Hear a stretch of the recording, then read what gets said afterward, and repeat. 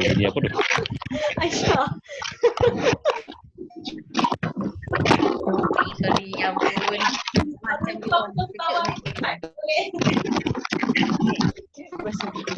So, tadi semalam kita dah bincang tentang keperluan kenapa kita nak buat penyelidikan kan? Ya. Siapa yang bising tu? Kamera siapa ni? Ini macam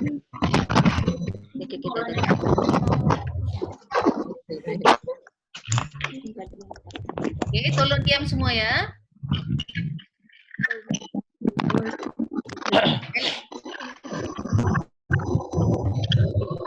Ada gangguan suara sikit lah. You all boleh dengar tak bunyi bising tu?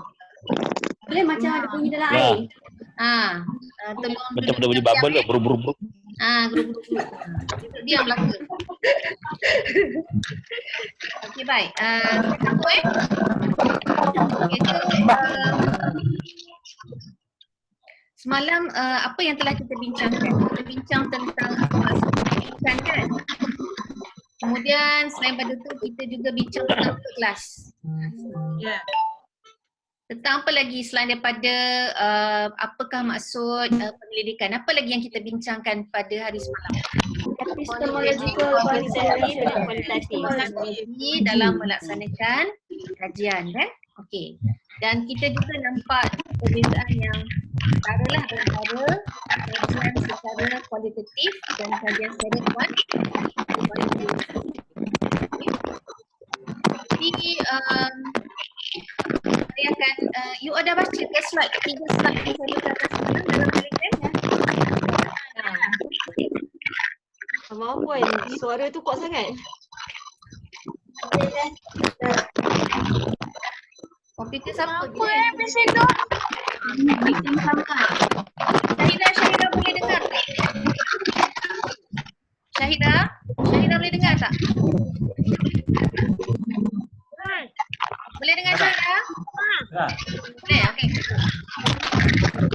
Sekejap, cuba cek komputer masing-masing. Ada duduk dekat dengan laptop, dekat dengan handphone ke? Bawa jauh sikit, saya takut gangguan tu daripada frekuensi. Jauhkan sikit laptop tu, handphone tu. Okey, ataupun boleh tak Bunyi tempat. Hello? Ya.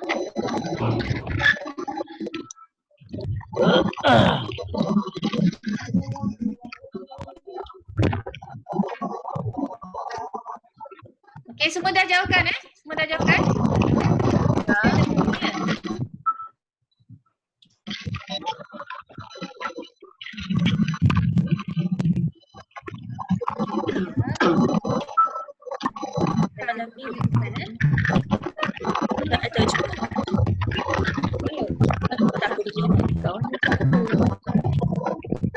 Boleh tak you all mute-kan dulu you all punya mic? Kalau mute-kan mic masing-masing boleh tak? Mute mic dulu. Mute-kan mic masing-masing dulu. Sampai nak cakap kalau dia on-kan. Yes. Nak cakap baru on mic. Pergi dekat you all punya video tu. Dan klik mute.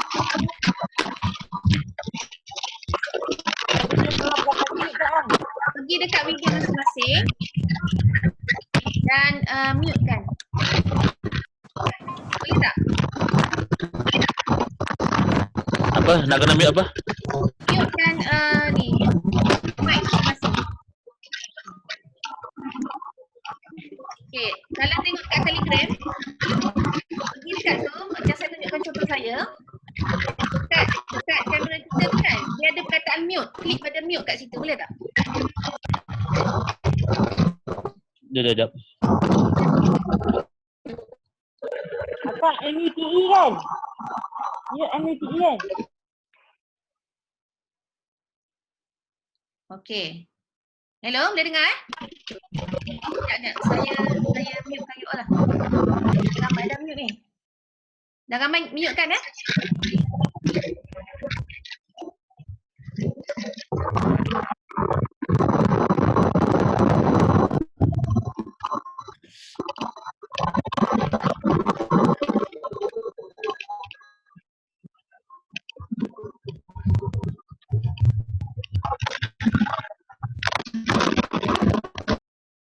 Okey.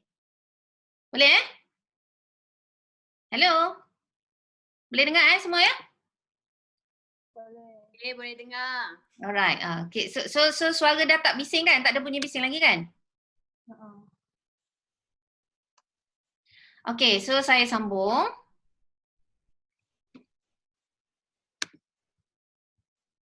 Ya. Silakan.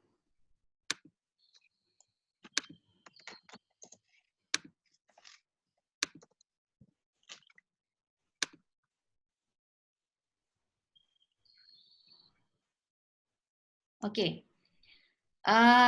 So, hari ni kita akan sentuh sikit lah sebab saya rasa semua dah tengok go through you punya slide yang saya sharekan kan.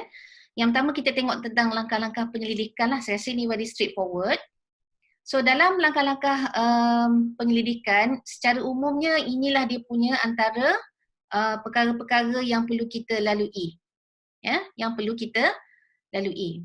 So yang pertama sekali of course sebelum kita buat kajian tu kita kena pasti dululah apa dia masalah kajian yang kita nak hasilkan ataupun yang kita nak teliti semasa kita melaksanakan kajian ya. Okay, and then semalam kita juga dah bincangkan apa dia sumber-sumber ataupun perkara-perkara yang menjadi sumber di mana kita nak dapatkan masalah kajian. Macam semalam kita bincang apa dia kelas. Okay, so kalau siapa yang nak bercakap baru dia unmute Kalau siapa nak bertanya dia boleh unmute lah dia punya mic kat situ. So, so antara sumber dia yang pertama kita tengok apa kelas? Kajian sebelum, Kajian lepas. Lagi? experience kita yang terdahulu. Yes, maknanya daripada pengalaman-pengalaman kita kan. Mungkin dari pembacaan kita dan sebagainya lah. Alright. And then selain pada tu kita selepas kita dah kena pasti masalah tu, kita buat tinjauan literatur. Kenapa kita perlu buat tinjauan literatur? Adalah supaya kita boleh mengesahkan lah, maksudnya masalah yang telah kita kena pasti tu ada sandaran dia di dalam literature. Katalah kita ada satu masalah pengajaran dalam kelas kan. Tapi dalam penyataan masalah, dalam bab 1, bila kita menulis tentang penyataan masalah, kita tak boleh menulis berdasarkan pengalaman penyelidik. Ya, kita tak boleh. Kenapa kita tak boleh menulis macam tu kelas? Kita baru buat penyelidikan. Ya? Kenapa kenapa kita tidak boleh kata berdasarkan pengalaman penyelidik ataupun berdasarkan perbincangan penyelidik dengan guru-guru di sekolah? Sebab kita baru buat penyelidikan. Tengah kaji. Sebab tak valid. Tak sah. Kita tengah kaji, bukan ada proof. Betul. Tidak ada proof ataupun evidence yang kita sandarkan kepada kajian lepas. So remember apabila kita buat penyelidikan secara akademik, setiap statement ataupun claim yang kita buat dalam penulisan tu mesti ada backup dengan literature. Walaupun kita tahu masalah tu memang wujud dalam konteks PMP kita kan, tetapi kita perlu backup dia dengan penulisan daripada kajian-kajian lepas. Okay? Contohnya kalau kita katakan pelajar-pelajar prasekolah didapati kesebilangan besar pelajar prasekolah masih tidak dapat menguasai 3M contoh. Ada lagi ke istilah 3M dekat sekolah? Ada kan? 4M. Okey, 4M. So kita tahu masalah tu wujud, tapi kita mesti ada dalam kurungan selepas itu siapa kata. Okey? Menurut So kadang-kala siapa kata ni tidak semestinya artikel ataupun kajian lepas. Apa dia sumber lagi yang boleh menyokong klaim kita bahawa masalah itu daripada kajian lepas? Apa dia lagi kelas? Model atau teori. Model atau teori. Lagi yang lebih tepat? Kita boleh tengok pada statistik. Betul tak? Statistik tu kita nak dapat di mana? Kajian lepas. Kajian lepas satu. Lagi? Kita boleh dapatkan statistik laporan yang dikeluarkan oleh kementerian misalnya. Okey. Ada laporan Linus, statistik Linus.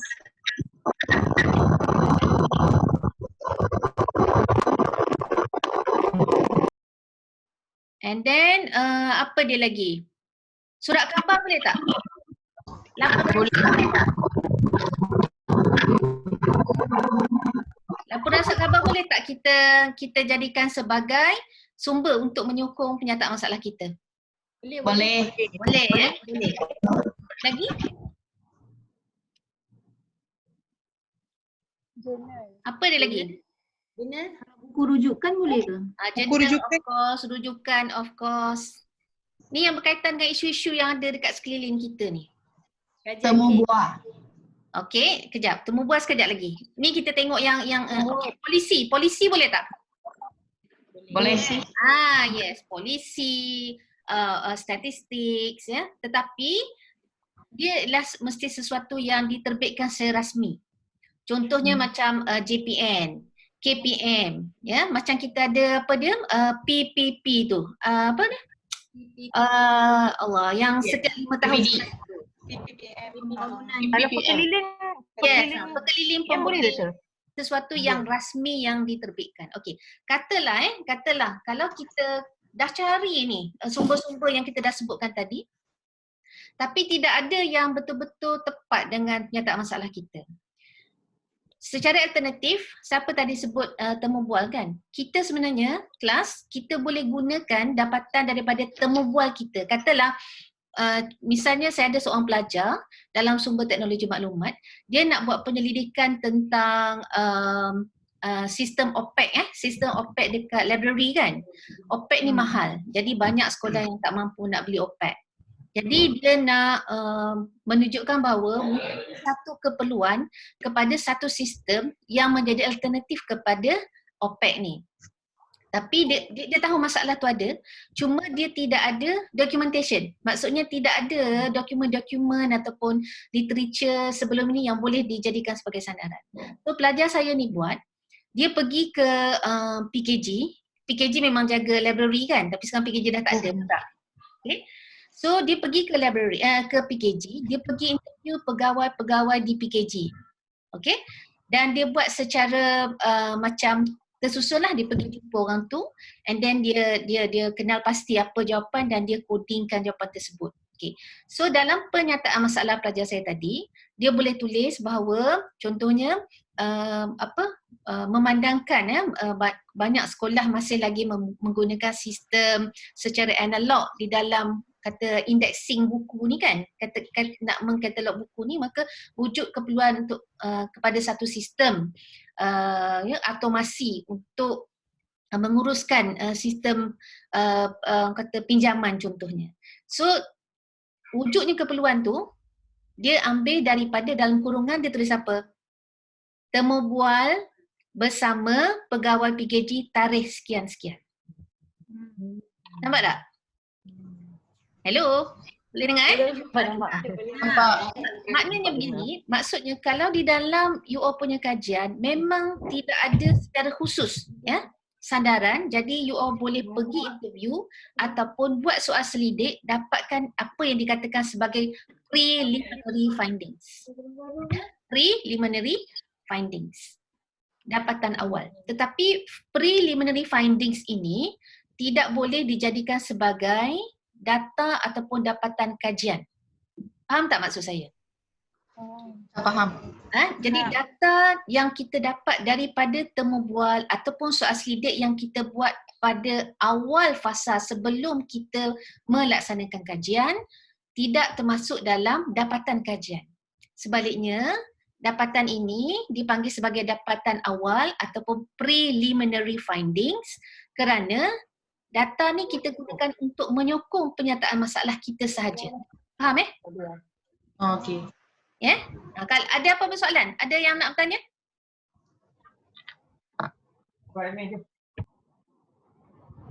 Tak ada? Okey. Maksudnya kita kena pastikan dululah apa yang kita nak apa yang kita nak kaji tu kan. Masalahnya. Ya betul. Kita kena kita kena tahu apa sebenarnya isu yang kita nak timbulkan sebagai masalah dalam kajian. Kalau kita tak ada masalah, memang kita tak boleh nak melaksanakan kajian lah. Macam pelajar saya, 2-3 tahun lepas kan pelajar masters. Call saya, doktor saya panik. Saya kata kenapa ni?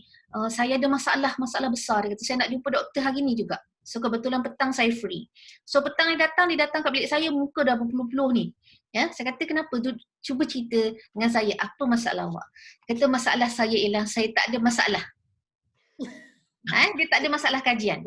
So saya kata kalau you tak ada masalah, maknanya memang you bermasalah. Okay? Maksudnya untuk kita memulakan, nak kick off penyelidikan yang kita nak jalankan, kita mesti bertitik tolak dengan masalah kajian. Cuma mungkin yang menjadi isu kepada kita ialah walaupun kita tengok dalam sekeliling kita dengan anak-anak pelajar kita kan, kita tak pasti apa sebenarnya masalah kita lah. Mungkin ada juga yang macam tu. Mungkin setengah-setengah cikgu dia dah nampak jelas dah. Ni masalah yang saya rasa saya perlu selesaikan bila saya melaksanakan kajian. Tetapi ada setengah-setengah keadaan di mana penyelidik macam buntu kan.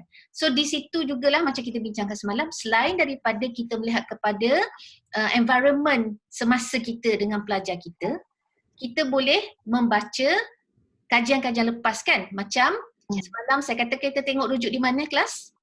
Cadangan untuk kajian akan datang. Betul tak? Right? So kita boleh tengok kat situ apa dia saranan oleh penyelidik lepas tentang kajian yang boleh penyelidik lain buat ataupun sambung pada masa akan datang. So kita ambil lah point itu. Right? Okay. Now, setelah kita kena pasti masalah, kita buat tinjauan literatur. Nanti kita juga akan masuk tajuk tinjauan literature. Saya rasa yang ni mungkin kita tak cover dulu pagi ni. Kita settlekan yang 3 slide terlebih dahulu. Kemudian selepas kita buat literature review, kita menilai, kita terbalik kita kumpul data. Ni sepatutnya kumpul data ni naik atas, saya tersilap ni. Kemudian barulah kita analisis, kemudian nilai dan tulis laporan. Okey, macam mana pula jadi hewaya ni? Sorry. Okey, cuba you all susun balik. Mula-mula kena pasti masalah kajian. Lepas tu nombor 2 apa? Nombor 1. Data. Literature. Kumpul data. Tak. Tujuan kajian. Sorry saya tak tahu kenapa berterabur. Tujuan kajian. Okey. Nanti saya betulkan.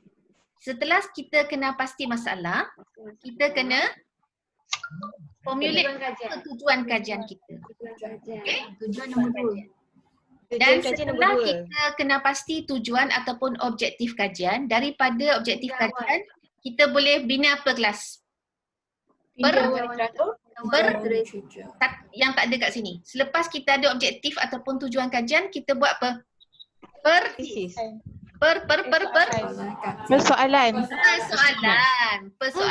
kajian. Yes. Selepas kita ada persoalan kajian, barulah kita kumpul data. Slide ni memang hewaya, nanti saya betulkan. Lepas kita mengumpul data, apa kita buat? Analisis. Dan kita Tafsir data. Sekali kita nilai dapatan kita dan kita tulis Laporan. Ini saya betulkan saya minta maaf ni. Mungkin tak tahulah ni. Macam dah pening dah semalam baru buat slide ni. Okay. Now, inilah apa yang telah saya sebutkan tadi lah tentang kena pasti masalah. Kita mesti tentukan apa masalah kita yang nak kita selesaikan. Dan kita justifikasi kenapa masalah itu worth untuk kita buat kajian. Kelas sometimes ada penyelidik buat satu penyataan masalah, tapi bila kita tengok masalah ni tidak perlu pun dikaji. Ya? Maksudnya dia bukanlah sesuatu isu yang boleh diselesaikan walaupun kajian itu dibuat. So itu juga antara perkara yang perlu kita kenal pasti sebelum kita menulis ataupun menentukan inilah masalah yang saya nak highlight di dalam pernyataan ataupun problem statement dalam kajian kita. Okey? Ada soalan setakat ni? Contoh macam mana, doktor? Contohnya? Justifikasi masalah, contohnya? Okey. Contohnya katalah sekarang ni kita dalam keadaan COVID-19. Okey? So saya nak buat satu kajian, saya kata macam ni, oleh kerana menularnya wabak COVID-19 sekarang, maka perkeliling daripada pihak kementerian telah pun mengatakan bahawa semua pembelajaran digalakkan supaya dilaksanakan secara dalam talian. Okay, itu adalah satu kenyataan umum. Okay. Jadi kebanyakan institusi pengajian tinggi telah mula memperkenalkan ataupun melaksanakan pembelajaran secara dalam talian. Okay, itu satu kenyataan. Namun demikian, sehingga beberapa minggu ini, contoh macam mana kata, sehingga kini dalam pelaksanaan secara dalam talian ini belum ada satu laporan yang melaporkan tentang keberkesanan penggunaan dalam talian terhadap pembelajaran pelajar. So itu masalah dia. Kita dah buat online tapi kita nak kena pasti apa dia kesan kesan daripada kita buat pembelajaran secara online. Jadi maklumat ataupun laporan tentang keberkesanan pembelajaran secara dalam talian untuk pelajar-pelajar di institusi pengajian tinggi sangat penting untuk menentukan hala tuju pembelajaran secara dalam talian. Itu justifikasi dia. Maksudnya kenapa saya perlu tengok kepada keberkesanan, kerana kalau saya tidak tahu dia berkesan ataupun tidak, macam mana kita nak merancang untuk menambah baik? Maknanya hala tuju lah. Nampak tak? That's how we justify why we want to cater that kind of problem. Boleh Okay? So maksudnya kita justifikasi ni maksudnya kita cerita balik kenapa kita perlu melihat isu ini. Kenapa kita perlu selesaikan perkara ini yang kita highlight dalam pernyataan masalah kita. Dan apa dia kesan dia kalau sekiranya isu itu tidak ditangani dengan segera, contohnya kan. Misalnya macam kekurangan kemahiran pelajar dalam 4M.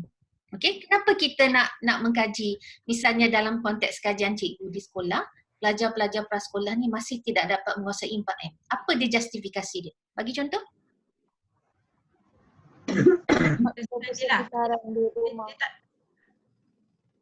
Mereka mula lambat. Dia tak dapat. Okey, contohnya maksudnya kalau kita tak selesaikan masalah ini, apa akan jadi apabila pelajar ni naik ke darjah 1, darjah 2, darjah 3? Dia akan ketinggalan. Ketinggalan dalam soalan. Berlakunya pencikiran kan? Ataupun tiada intervensi dapat dibangunkan. Sebab kita tak tahu apa masalah dia kan? Okay, so that's how we justify kenapa kita nak melaksanakan kajian tersebut. Boleh faham Faham. Okay, any question? No.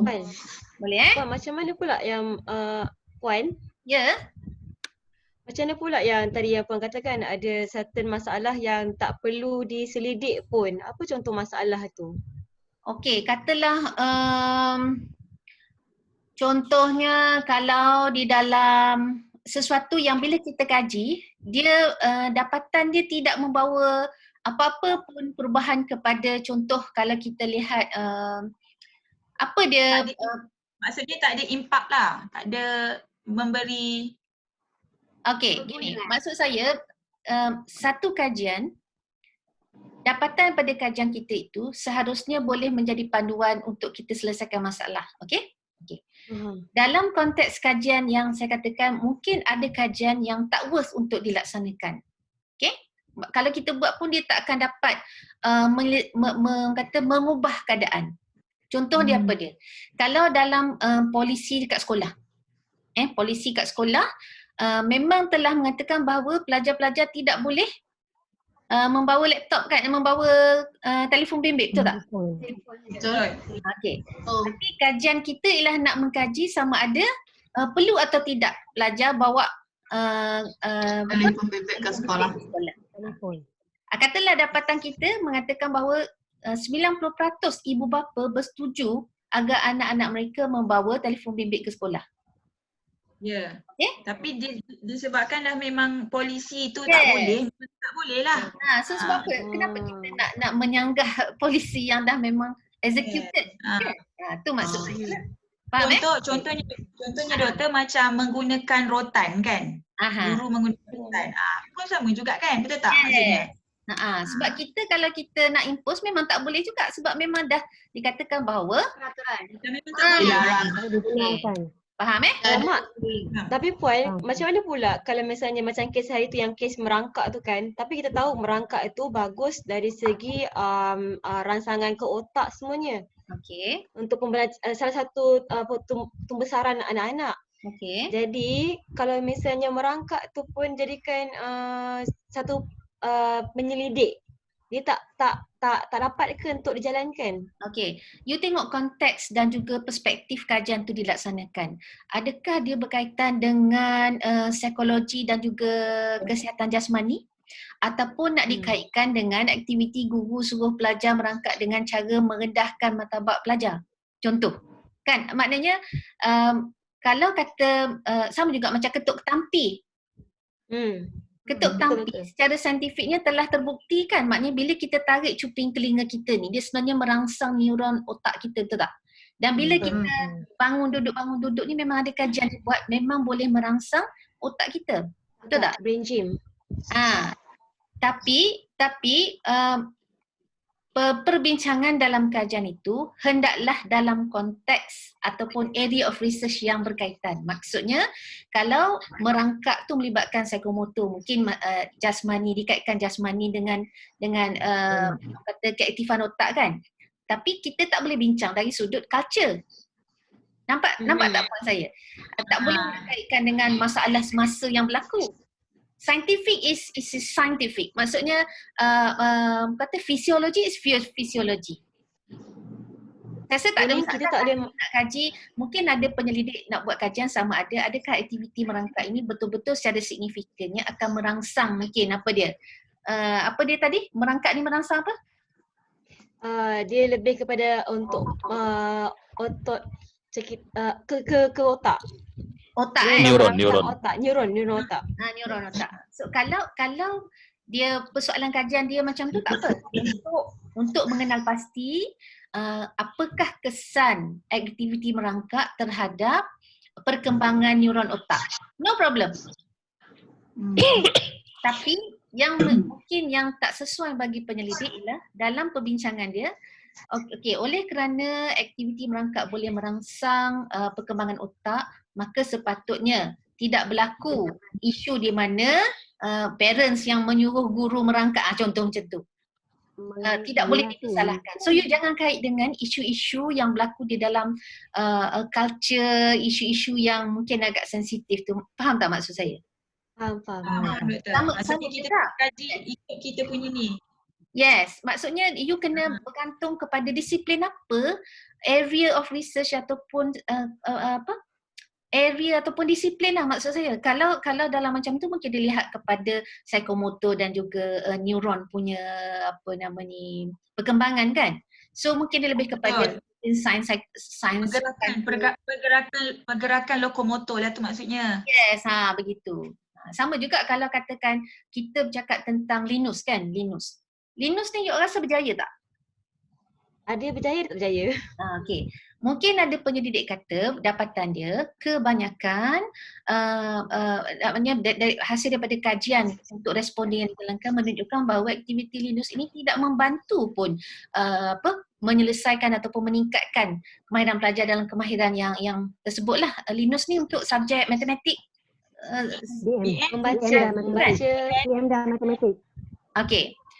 So and then penyelidik pun buat kesimpulan, dia kata oleh kerana Linus ini didapati dalam kajian ini tidak memberikan apa-apa kesan, ini menunjukkan bahawa pihak kementerian telah mengambil keputusan yang salah. Boleh tak dia cakap macam tu? Tak boleh. Apatah lagi kalau dia kata ini bermakna Menteri Pendidikan adalah seseorang yang bodoh. Boleh tak? Boleh lah. Ya. Faham tak maksud saya? Faham. That's how you orang kata frame your discussion, frame your conclusion maknanya perbincangan itu mesti di bawah dasar subjek ataupun disiplin yang kita gunakan dikaitkan dengan teori. Jadi kita jangan cari masalah nak menyinggung isu-isu politik lah, menyinggung isu-isu dalam culture dan sebagainya. Faham Faham. Alright. Yang buat macam tu Okay. Now, ya? Kalau kita punya audience, contohnya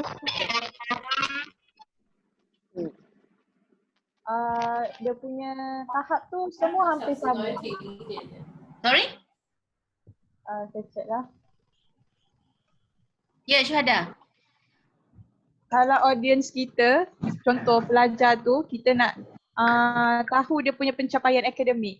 Tapi memang sekolah kita tu pelajarnya semua cemerlang. Boleh ke? Contoh. Then goes back to the penyataan masalah lah. And then justifikasi. Kalau pelajar you dah semua cemerlang, kenapa you nak pergi tengok academic performance? So, Itulah kita nak tanya tu contoh tak boleh lah tu. Maksudnya dia tak kena dengan wakil. Tahu faham wakil? Dengan wakil ni maksudnya keadaan semasa tu. Circumstance yang environment yang you berada dalam keadaan tu mungkin tak sesuai you nak melihat pada aspek performance. After all, you know that your students are all well developed contohnya kan. And then why on the earth you want to assess whether dia orang ni dah ada academic performance dia atau sebagainya. So Macam maksudnya sebelum ni, saya ada buat kajian tentang kecerdasan emosi dalam kalangan guru pelatih. okey. Jadinya saya buat tu sebab ada kes bunuh diri dalam kalangan guru pelatih ni. Okey. Tapi kes tu tak banyak. Cumanya dapatan kajian saya menunjukkan memang kecerdasan emosi guru pelatih ni semuanya bagus sebabnya mereka ni sebelum masuk IPG pun memang dah terpilih. Cuma ada beberapa kes je yang menyebabkan yang menunjukkan mereka ni kecerdasan emosinya rendah. Jadi dapatan kajian saya tu jadi macam kenapa nak buat kajian ni kan sebabnya semua pelajar IPG tu okey tapi cuma beberapa kerat je yang tak okey. Macam tu. Okey, baik. Persoalan kajian ni apa? Apa persoalan kajian kita buat kajian tu? Tahap kecerdasan emosi. Okey. Dengar sini Okey. Kita ambil kes tadi. Kenapa? Apa yang menyebabkan Syuhada nak buat kajian itu? Kerana terdapatnya kes-kes sebelum ini beberapa pelajar, pre-service teachers ni pelajar praktikum Pelajar apa? Guru pelatih. Guru pelatih lah. Guru pelatih ni ada kes bunuh diri dalam kalangan guru pelatih. So itu satu statement lah. So persoalannya, kenapa kita nak buat kajian itu? So kita punya assumption maknanya ada kes pelajar bunuh diri kerana apa? Kerana gangguan emosi. Kecerdasan emosi, gangguan emosi. So kita anggarkan bahawa bila berlaku kes bunuh diri itu, kita menganggarkan bahawa ada dalam golongan guru pelatih ini mengalami gangguan emosi yang teruk sehingga menyebabkan mereka mengambil keputusan untuk bunuh diri. Betul? Betul. Okey. So persoalan kajiannya, persoalan yang kita nak tengok, adakah sama ada kita nak tengok kenapa pelajar tersebut mengalami tekanan emosi? Atau apakah tahap tekanan emosi guru pelatih? Yang mana satu yang lebih tepat? Kenapa? Yes. Kenapa nombor satu? Tapi pergi tengok apakah tahap emosi. Sebab you pergi cari orang yang mungkin responden you tak ada kaitan dengan mereka yang ada tekanan emosi. Kalau you nak faham, sepatutnya you secara purposefully, you kena pasti. Mana dia guru-guru pelatih yang pernah dirujuk pada badan kaunseling misalnya. Ya, yang telah direkodkan mengalami tekanan emosi. Jadi you pergi cari pelajar-pelajar ini, you pergi tanya kepada mereka, apakah agaknya sebab menjadikan mereka melalui tekanan emosi? Baru you boleh faham bahawa mungkin sebab ni, you boleh kaitkan berkemungkinan mereka yang telah mengambil keputusan untuk membunuh diri mengalami tekanan emosi oleh sebab ini. Ya, kerja yang banyak ke, kurang sokongan, support daripada pensyarah dan sebagainya dan macam-macam lah isu yang you dapat kan. So kesimpulannya ialah berkemungkinan cadangannya mungkin support sistem perlu diubah bagi pelajar, guru-guru pelatih dan sebagainya. So dia tag kepada masalah utama tadi. Tapi kalau you tengok pada persoalan kajian yang kedua tadi, apakah tahap emosi kan, tekanan emosi guru pelatih, memanglah dia tak serve the purpose sebab dia tidak dikaitkan dengan isu ataupun pokok pangkal masalah yang kenapa you nak buat kajian. Nampak tak? Kalau ada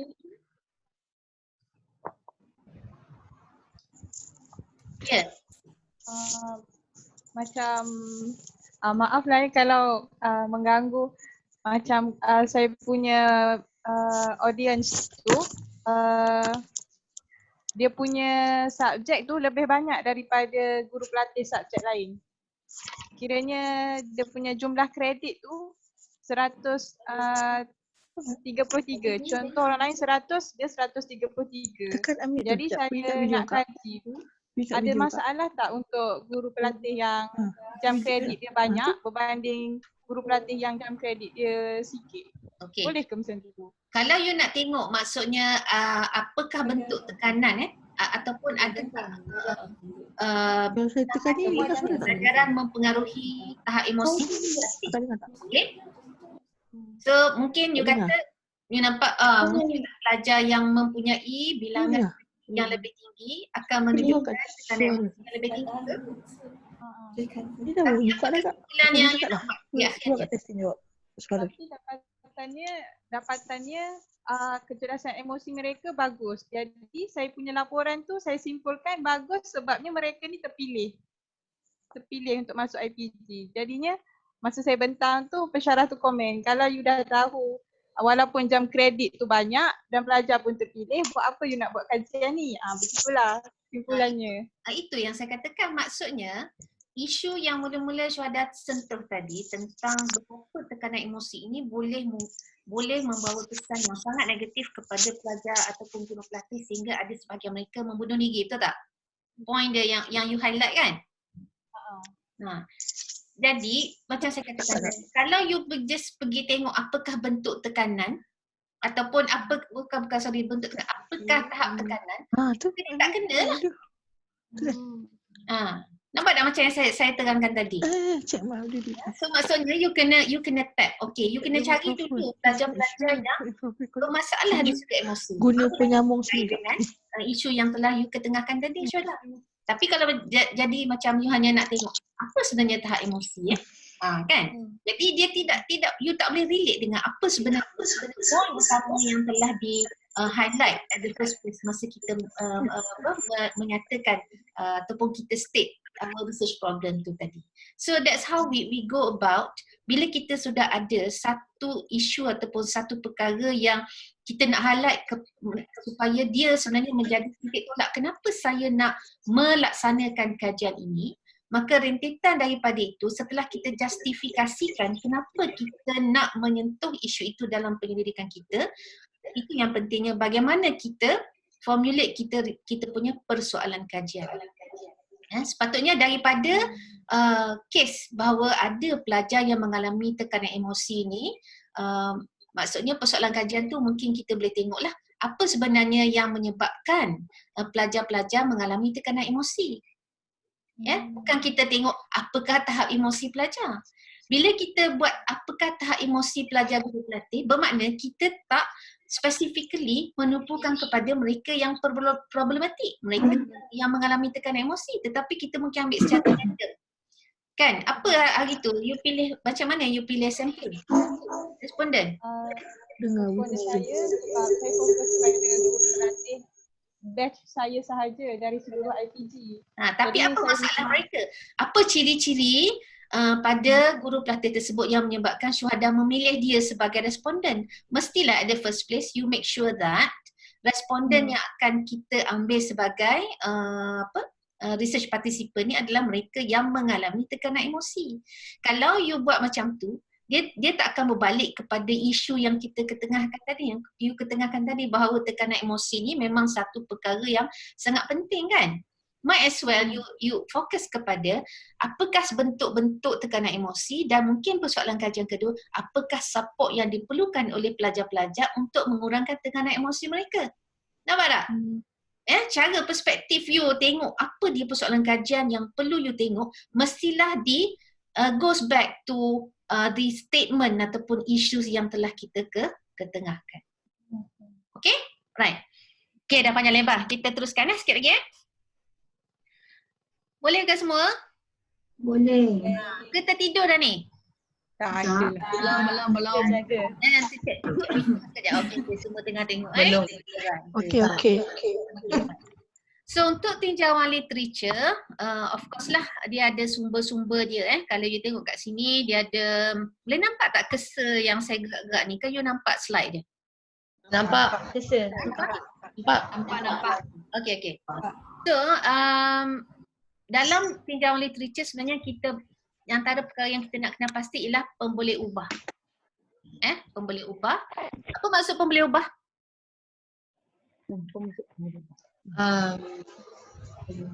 Faktor. Okay, faktor. Penentu kepada kita punya kajian. Yes, penentu. Contoh dia apa?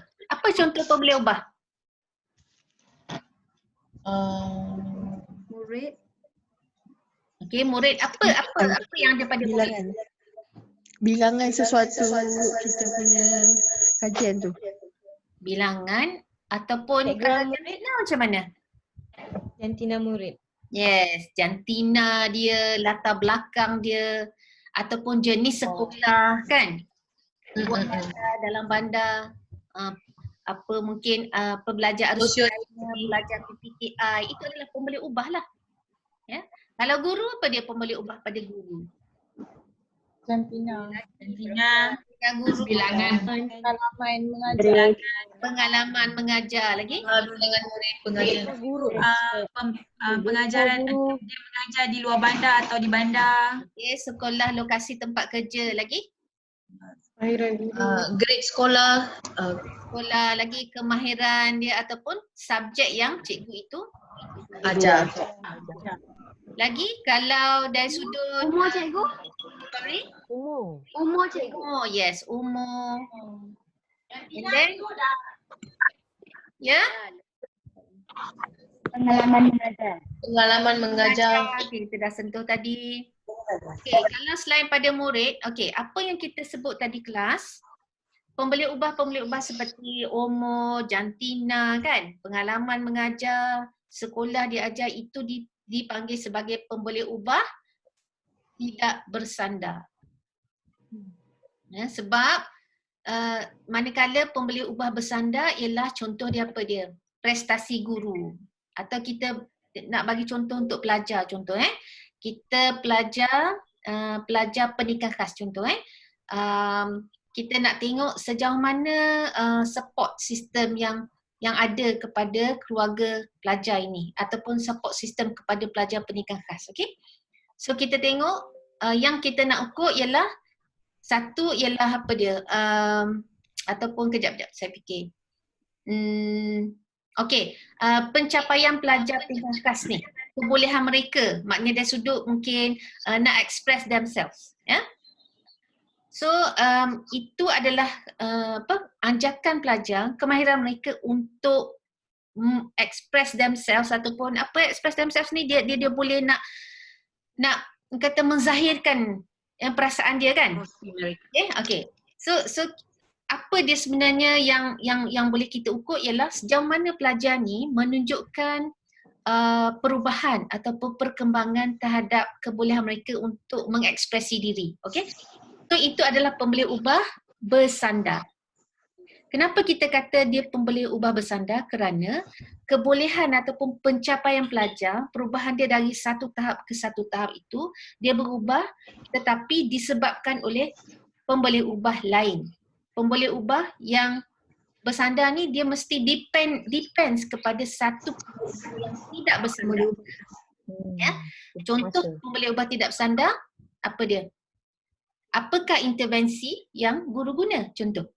Ya, intervensi yang guru guna untuk contohlah dia guna kad ke, dia guna video ke kan. So bahan pembelajaran adalah pembeli ubah tidak bersandar kerana dia yang akan menentukan ya, sama ada berlaku tak penambahan peningkatan dari sudut kebolehan pelajar untuk mengekspresi diri mereka.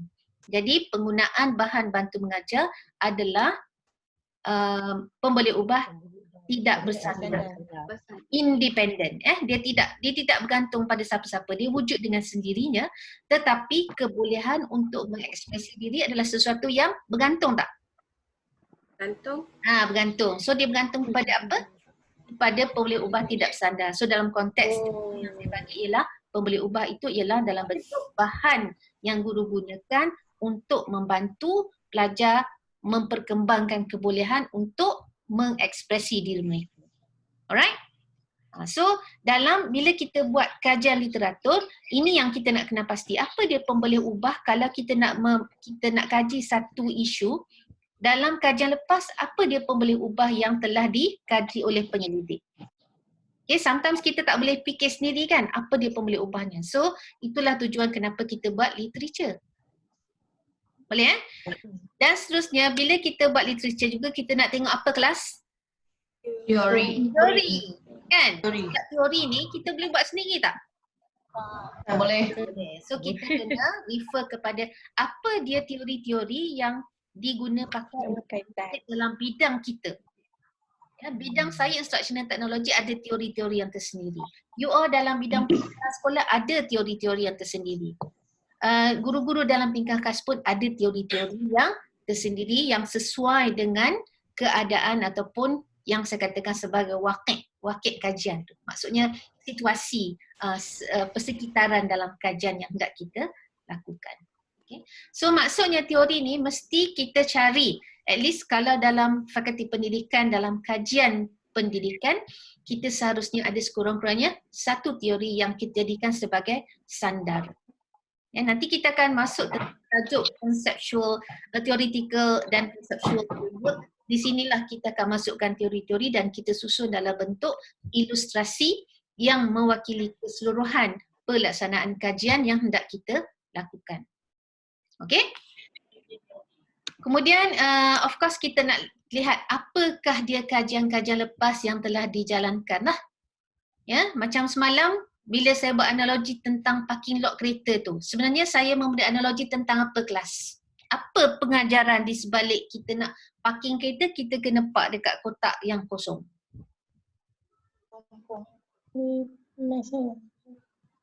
Ya?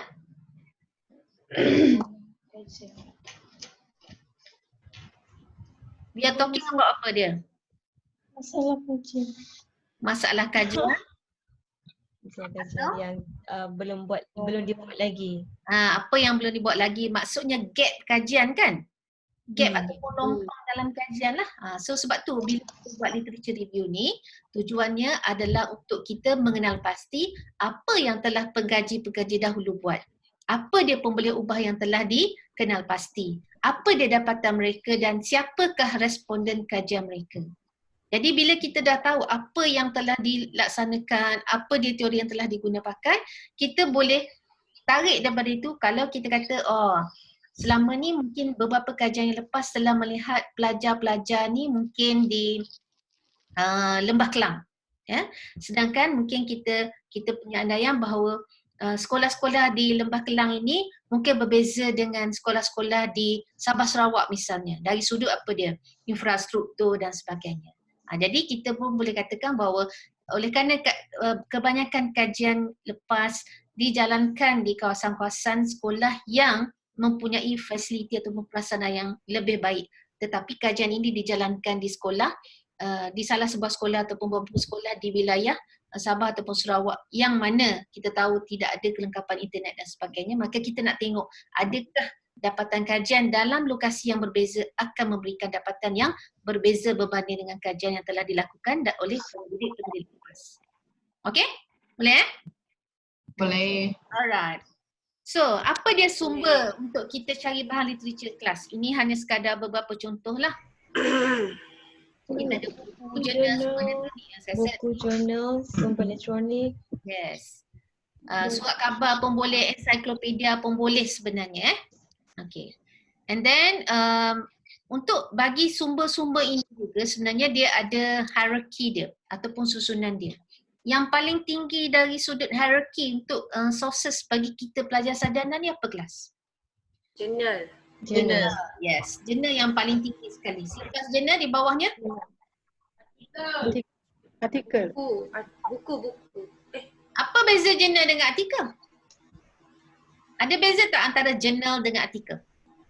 Jurnal adalah kita selidik. Kalau setakat artikel melalui view orang yang menulis. Oh, macam tu Article simplify of journal. Okay, baik sini saya betulkan sini. You punya conception of journal and article might not be that accurate. Okay. Artikel ialah penulisan makalah yang ringkas lah. Ringkas. Yang ringkas. Artikel. Dia tak sama macam tesis. Tesis kan berpuluh-puluh beratus muka surat kan? Artikel mungkin dalam sekitar 10 hingga 20 muka surat. Dan artikel ini diterbitkan di dalam jurnal. So artikel yang diterbitkan di dalam jurnal dipanggil sebagai artikel jurnal. Ataupun dalam bahasa Inggerisnya journal article. Okay, so di dalam satu jurnal terdapat beberapa artikel. Sebab perbezaan ni. Okay. Contohnya dalam satu buku ada beberapa bab. Okey, sama juga dalam satu jurnal ada beberapa artikel. Jadi artikel yang diterbitkan dalam jurnal disebut sebagai artikel jurnal. Selain daripada diterbitkan dalam jurnal, artikel ni boleh diterbitkan di mana? Surat khabar. Surat khabar. Buku proceeding. Proceeding. Majalah. Majalah. Okay. Saya nak menyentuh tentang proceeding. Dalam proceeding ada juga artikel-artikel. Okey? Artikel yang diterbitkan dalam proceeding disebut sebagai artikel proceeding ataupun proceeding articles di dalam bahasa Inggerisnya. Persoalannya kelas, apa beza antara artikel jurnal dengan artikel proceeding? Apa beza dia? Bilangan muka surat. Kalau proceeding dalam 5 muka surat rasanya yang tak semestinya. Ada proceeding yang sampai 40 muka surat pun ada. Bilangan muka surat tidak menentukan kriteria sama ada di artikel jurnal ataupun artikel proceeding. Yang menentukan perbezaan antara jurnal dengan proceeding ialah jurnal ni proses dia bila kita menulis satu artikel, okay, kita hantar kepada editor. Alright, pada editor jurnal lah untuk kita terbitkan. Kemudian dia akan melalui proses review. Ya, melalui proses review. Dan review tu maksudnya ada pembaca lah, dia akan bagi kita feedback untuk buat pembetulan dan sebagainya. Setelah kita buat pembetulan, kita kena submit balik kepada editor. Kalau editor dah puas hati dengan penulisan dan pembetulan kita buat, kita bayar kepada penerbit tersebut, maka dia akan dipublish di dalam jurnal. Okay, apa beza dengan proceeding? Proceeding juga dalam bentuk artikel, tetapi kita submit bukan kepada jurnal tetapi kepada organizer seminar, conferences. Kerana yang membezakan antara jurnal dengan proceeding ialah dalam jurnal you tak perlu present dia dalam seminar. Okay?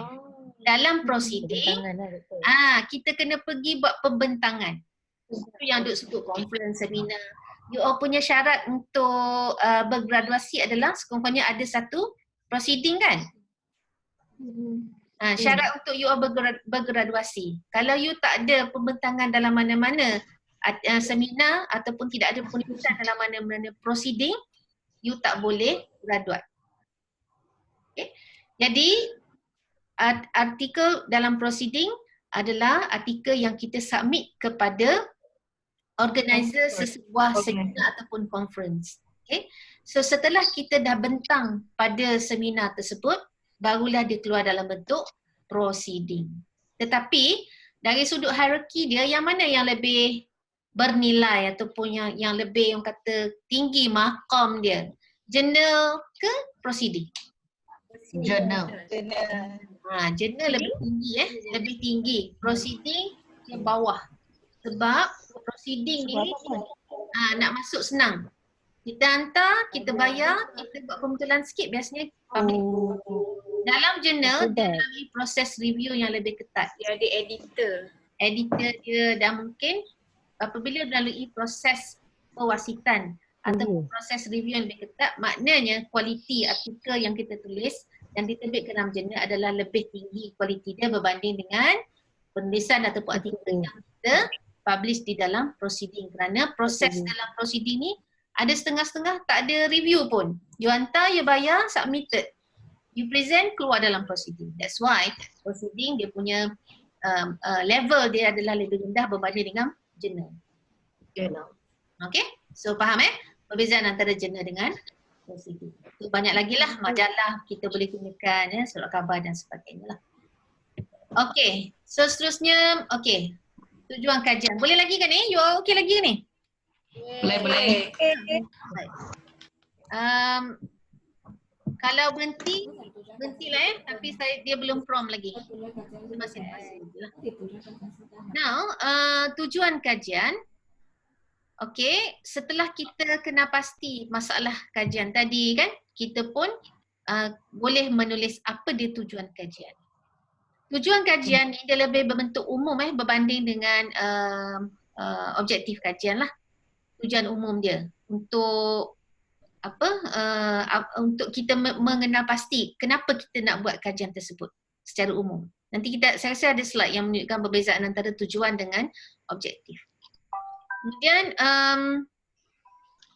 so kalau dalam kajian kuantitatif kita mungkin ada selain daripada persoalan kajian, kita juga mungkin ada hipotesis kajian. Hipotesis kajian. Hipotesis kajian macam yang saya katakan semalam, dia berbentuk apa kelas? Apa maksud hipotesis? Andaian. Assumption kita kan. Kita nak melihat ada tak perbezaan signifikan. Ada tak hubungan yang signifikan antara satu pembeli ubah dengan pembeli ubah yang lain? Ada tak sebarang sumbangan terhadap daripada satu pembeli ubah tidak bersandar kepada satu pembeli ubah yang bersandar? Tapi dalam kualitatif, kita ada hipotesis tak? Ada? Ada hipotesis dalam kualitatif tak? Tak ada. Tak ada. Tak ada. Hipotesis. Ada kot. Tak ada. Kenapa dalam kualitatif tidak ada hipotesis? Kita tak tahu apa masalahnya. Yang lebih tepat ialah kerana hipotesis ni diuji melalui analisis secara statistik. Kualitatif dia tak ada statistik. Ya, dalam kualitatif ingat tak semalam apa dia data dalam kajian kualitatif? Proses. Dalam bentuk samples kan, dia bentuk perkataan numerical kan. Okay. Sedangkan dalam kuantitatif data dia berbentuk numerik, betul tak? Numerik. Okay. So data yang macam mana yang boleh di analisis menggunakan statistik? Kuantitatif lah. Data yang numerical lah, data kuantitatif. Sebab tu hanya dalam kuantitatif saja kita boleh ada hipotesis.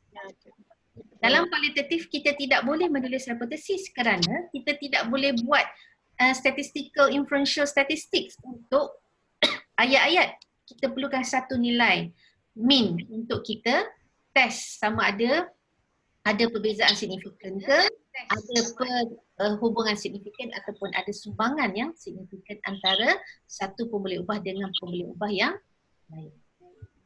Okay, boleh saya teruskan? Boleh. Okay, selepas itu kita kumpul data lah. Ya. Kumpul data ini saya rasa tajuk kaedah pengumpulan data ni akan kita bincang secara lebih terperinci dalam perjumpaan yang kedua di mana apabila you all semua akan bentangkan reka bentuk kajian. Dan kita ada kajian tinjauan, kita ada kajian case, action research, kita ada eksperimen, non-eksperimen, causal, comparative dan sebagainya. Okay, so kita tak masuk secara in-depth dulu untuk yang ni boleh saya teruskan ya. Kemudian semasa kita nak kumpul data, of course kita kena pilih siapakah individu yang hendak kita kaji. Maksudnya siapa ni? Responden. Yes. Sampel. Lah. Ataupun sampel kajian kita ya. Kemudian kita juga kena tengok apa dia instrumen yang kita nak guna untuk kita dapatkan data yang bersesuaian untuk menjawab persoalan kajian kita. Kan? Macam saya katakan semalam, mungkin setengah-setengah persoalan kajian, data yang perlu untuk menjawab persoalan kajian tu dalam bentuk yang sangat banyak. Ya, kita nak tahu di seluruh Malaysia ni apakah pandangan guru-guru tentang penggunaan Google Classroom contohnya. So pada ketika itu kita perlu data secara kuantitatif. Jadi kalau kita nak data kuantitatif daripada katalah 800 guru, apa instrumen yang sesuai kita nak guna kelas? Soal solidik. Google Form. Yes, Google Form tu adalah platform ataupun online punya cara lah. Tapi yang penting istilahnya ialah kita menggunakan soal selidik ada item-item kerana kita tak mampu nak pergi interview lah untuk 800 orang tu. Tetapi kalau kita punya persoalan kajian itu tadi lebih kepada nak memahami contoh macam Suhada tadi kan, apakah bentuk ataupun bagaimanakah apakah faktor-faktor yang menyebabkan berlakunya tekanan emosi dalam kalangan pelatih. So dalam konteks itu kita lebih tumpukan kepada guru pelatih yang memang ada tekanan emosi lah sebab kita nak memahami secara lebih terperinci kan. Sebab kalau kita pergi secara random, jadi macam tadilah maksudnya mungkin bila kita random kita tak tahu sama ada pelajar pelatih, guru pelatih ni sebenarnya ada tekanan emosi tak? At the end kita dapatilah rupanya mereka tak ada tekanan emosi pun. Jadi sebab itu bila dapatan kita menunjukkan bahawa pada hakikatnya guru pelatih tidak ada pun tekanan emosi.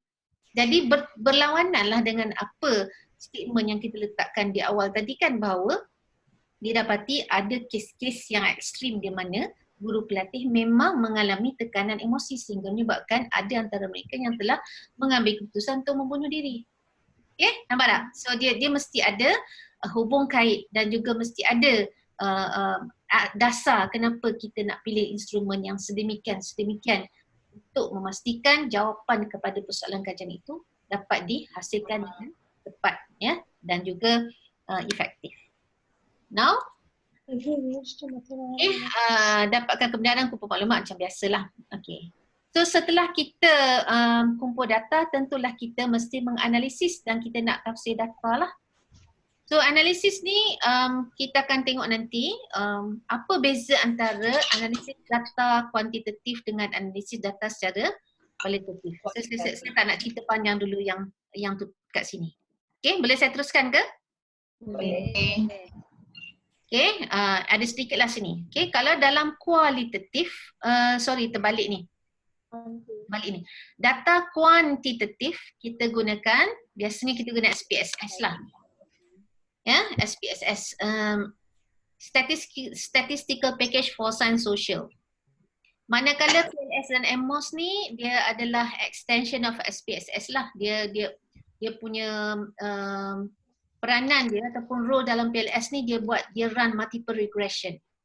Dalam KP2 mungkin you akan belajar lah tentang korelasi, tentang regresi ya, regresi pelbagai dan sebagainya.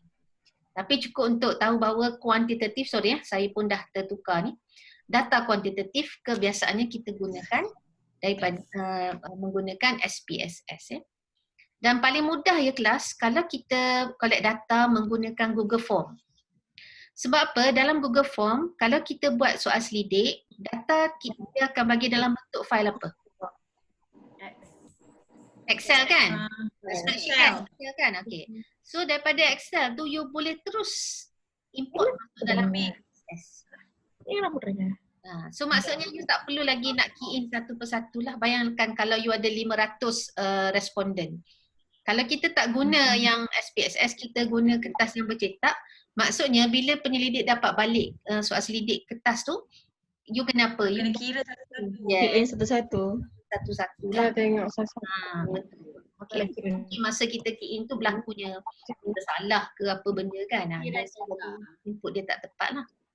Manakala bagi kualitatif, kita boleh gunakan NVivo ataupun Atlas T. Ini adalah dua software yang sangat mudah untuk you gunakan. Dan NVivo sebenarnya bukan hanya setakat untuk kita menganalisis data secara kualitatif, maksudnya data temu bual. Tapi ramai pelajar saya gunakan NVivo ni untuk apa tahu kelas? Dia gunakan NVivo untuk buat literature review. Okay, dia guna literature review. Tapi saya rasa masa kita sangat terhad lah, saya tak dapat nak menunjukkan cara bagaimana menggunakan NVivo untuk literature review. Tapi bila kita bercakap tentang penulisan secara sintesis, NVivo sangat mudah untuk membantu kita menulis secara sintesis. Tapi saya tak dapatlah nak menunjukkan NVivo ni. Walau bagaimanapun, kalau you all nak explore macam mana nak guna NVivo untuk buat literature review, mungkin boleh tengok dekat YouTube lah. Sebenarnya dah banyak kali orang request saya untuk buat video tutorial macam mana nak guna NVivo untuk literature review. Cuma saya tak ada masa. Saya tak sempat nak buat screencast. Banyak sebenarnya plan saya nak buat screencast dan sebagainya, tapi saya tak ada masa. Tapi I'm sure kalau you all pergi ke YouTube, you akan jumpa how to use NVivo to do a literature review. Dan untuk makluman semua para pelajar, Fakulti Pendidikan memang melanggan NVivo sebab asalnya UKM beli. Tetapi at one time, 2 tahun lepas, UKM dah stop pembelian. Tapi oleh kerana pelajar Fakulti Pendidikan adalah golongan yang paling ramai sekali menggunakan NVivo, jadi Fakulti Pendidikan pun ambil inisiatif lah untuk beli dan kita jual dengan harga yang sangat minimum, iaitu RM180 saja untuk satu lesen. Jadi kalau you all berminat, sementara ada dekat UKM ni, kalau berminat beritahu saya, nanti saya share dekat grup macam mana tata cara pembelian dia. You hanya transfer online ke bendahari UKM, lepas tu upload bukti pembayaran secara online tu dekat Google Form yang ada link, nanti kalau nak saya boleh bagi, dan bawa komputer ke makmal komputer dekat fakulti kita, minta Puan Yati install sekejap je, and then you boleh off you go. You can use NVivo not only to analyze your qualitative data, but you can also use that for literature review. Yeah. Tapi kalau pelajar-pelajar sumber teknologi, memang saya akan ajarlah mereka macam mana nak menghasilkan penulisan secara sistematik literature review dalam kelas seminar. Tapi mungkin you all boleh carilah dalam kursus-kursus you all sendiri. Any question on that? Tak ada. Okay, dan last kali kita menulis laporan. So cuma sedikit tentang etika, kita kena ni lah, hormatlah hak peserta. So especially saya rasa semua sudah maklum kan, kalau kita nak ambil gambar pelajar, kita tak boleh tunjuk muka dia kan. Kalau kita dapat kebenaran, baru kita boleh tunjuk muka.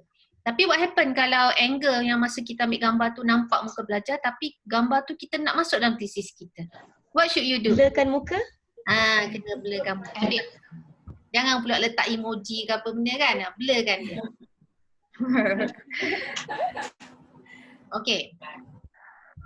Okay, so tu habis tentang macam mana kita nak melaksanakan kajian ataupun langkah-langkah yang perlu kita ambil untuk kita melaksanakan kajian. Okay. Puan, saya nak bertanya satu soalan, boleh tak soalan? Puan, ada tak kajian dibuat secara kualitatif dan juga secara kuantitatif? Ada tak? Ada. Itu dipanggil sebagai mixed method.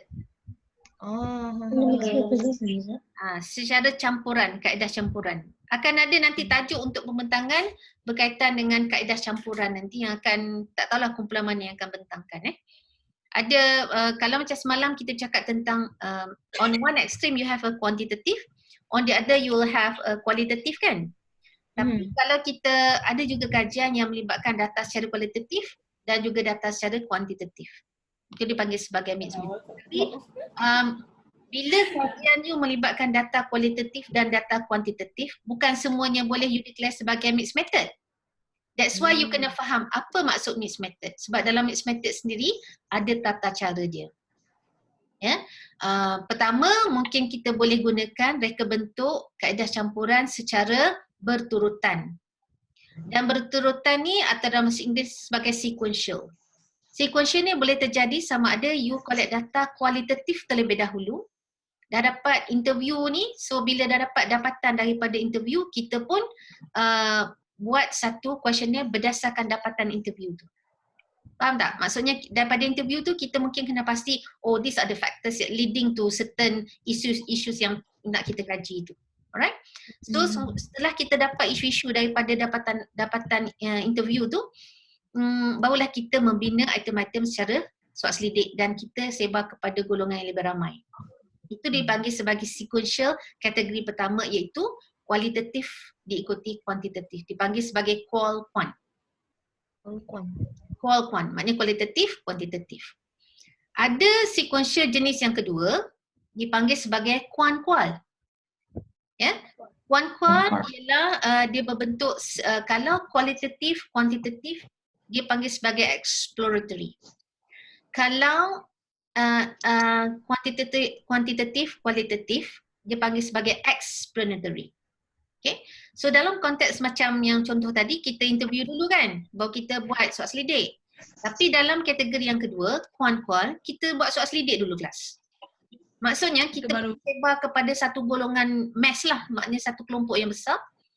Dan hasil daripada analisis daripada soal selidik itu, mungkin kita kena pasti, oh adalah perkara-perkara yang perlu kita kaji secara lebih mendalam. Maksudnya kita perlu kepada interview. Maknanya kita nak tahu kenapa mereka jawab macam ni. Contohnya kan. So kita buat interview untuk mendapatkan penerangan, sebab tu panggil sebagai explanatory. Kita nak explain kenapa dapatannya begitu. Okay. So begitulah, nanti saya saja akan ada kumpulan yang akan membentangkan tentang explanatory dan juga exploratory. Serta ada satu lagi dalam mixed method secara dipanggil sebagai concurrent. Maksudnya dia berjalan serentak. Okay, tapi mungkin saya boleh tambah sedikit lagi sebab saya rasa kita berhenti dulu sekejap. Mungkin kita berhenti dalam 5 minit ke, kita akan sambung balik untuk slide yang seterusnya. Mungkin ada yang nak pergi ke toilet ke, nak minum air ke apa ke. Cuma saya nak tambah di sini, bila kita cakap tentang kualitatif dengan kuantitatif semalam, itu dalam bentuk epistemologi, itu tak? Okay, di bawah epistemologi itu, kalau kajian interpretivis, dia dikaitkan dengan kajian apa kelas? Interpretivis. Kualitatif ke kuantitatif? Kualitatif. Kualitatif kan? So, interpretivis adalah paradigm, epistemologi. Tetapi kualitatif adalah pendekatan, approach, pendekatan secara kualitatif. Tetapi Paradigm tu apa? sorry? Paradigm tu apa? Paradigm epistemologi lah, maksudnya macam mana kita mazhab yang kita pegang tu, pegangan kita. Okay? Tetapi dalam kajian ada juga, supaya saya tak nak you all keliru antara pendekatan dengan jenis data. Bila kita sebut pendekatan secara kualitatif, dia melibatkan reka bentuk, misalnya case study. Kualitatif case study, mungkin action research. Action research lah kajian tindakan ya, ataupun etnografi. Tetapi kalau dalam kuantitatif, lebih kepada eksperimen ataupun kita buat kajian secara apa? Tinjauan. Itu adalah pendekatan kelas. Tetapi ada satu lagi jenis kualitatif dengan kuantitatif, ialah jenis data. Ada data sifat dia kualitatif, ada data sifat dia kuantitatif. Katalah kajian kes tadi duduk di bawah approach apa? Kajian kes. Duduk di bawah pendekatan kualitatif kan? dia duduk di bawah kualitatif kajian kes, tetapi dalam kajian kes, adakah bila kita sebut kajian kes ni duduk di bawah approach kualitatif, bermakna kita tak boleh collect data secara kuanti? Boleh tak? Kita buat kajian kes, kita kumpul macam 10 orang pelajar, ni kan khas kan? Kita collect data, kita buat observation. Observation tu data kualitatif ke kuanti? Kualitatif. Boleh jadi kualitatif, boleh jadi kuantitatif kelas. Bila data observasi itu jadi kualitatif, contohnya bila kita melihat, kita buat transkrip. Katalah kita buat observasi kan. You boleh tengok balik video dan you boleh type balik. Katalah kita nak melihat perkembangan penuturan.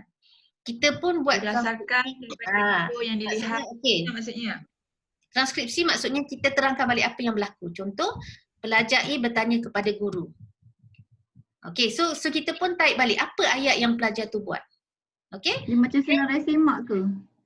Tak. Bukan. Senarai tunggu sekejap. Senarai nak sekejap lagi. Ni kalau kita buat transkrip, maksudnya kita menulis dalam bentuk ayat-ayat apa yang berlaku. Kemudian dia menjawab. Begitu-begitu. Ataupun guru bertanya, pelajar menjawab. So data itu ada data apa? Kira macam dialog kan doktor? Ya? Macam dialog. Yes, macam dialog. So data itu adalah data kualitatif. Kuantitatif. Kualitatif. Yes. Kualitatif.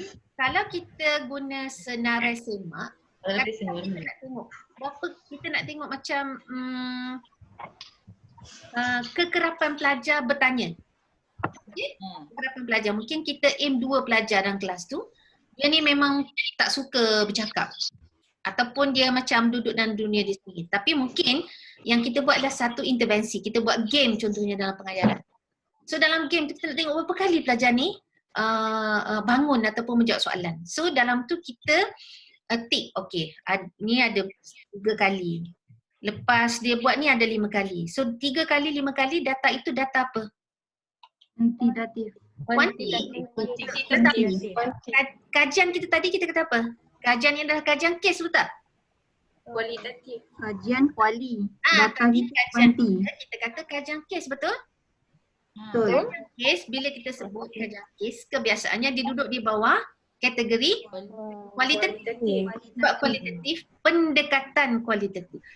Tetapi walaupun nama ni pendekatan kualitatif, di dalam case tadi kita mungkin boleh ada set data sama ada kita boleh ada data kualitatif, kita boleh juga kuantitatif. Faham tak? Faham tak? Atau contoh lain. Okey, kalau kajian tinjauan. Kajian tinjauan ni duduk di bawah kualitatif ke kuantitatif? Kuantitatif. Kuantitatif kan? Okey. Kita tengok dalam soal selidik. Ya, dalam soal selidik adanya apa dia?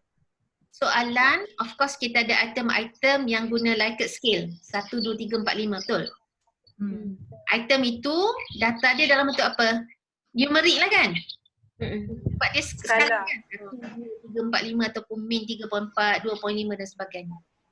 Tetapi di dalam soal selidik ada soalan, kadang-kadang di belakang tu dia ada soalan apa dia? Soalan open-ended, betul tak?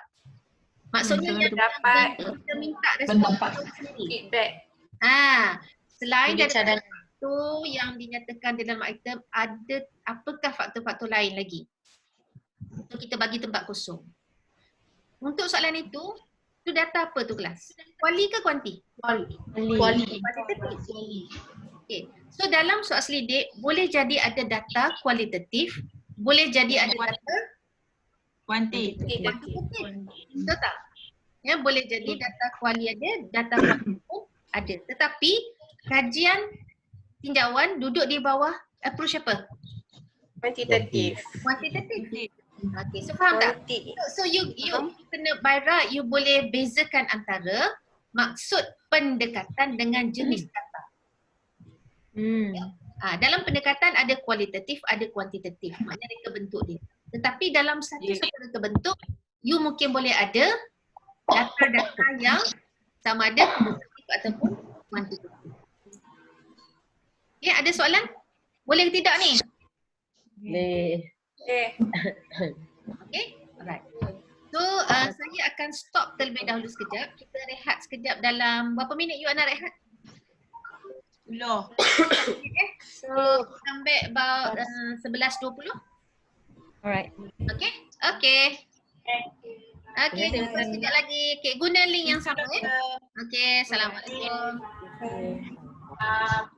Bye.